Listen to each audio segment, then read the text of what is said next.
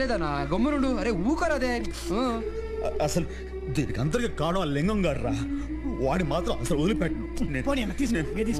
తీసుకోనా. నన్ను చాలా బాధ పెట్టాడు. మాట్లాంటాడు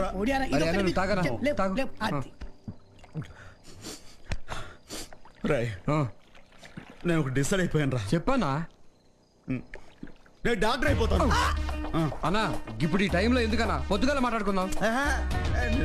నేను తాగేస్తాను అనుకుంటున్నాను. నువ్వు పొద్దుపోయినా సరే పగలపోయినా సరే నేను డిసైడ్ అయిపోయాను, డాక్టర్ అయిపోతాను అంతే. అరే నువ్వు డాక్టర్ ఏం చేస్తావే? చిట్టికి మొగుడు అవుతా, దాని అబ్బకి రంగు మొగుడు అవుతాను. అవుతులే అన్నా, నువ్వు గమ్మునుండు.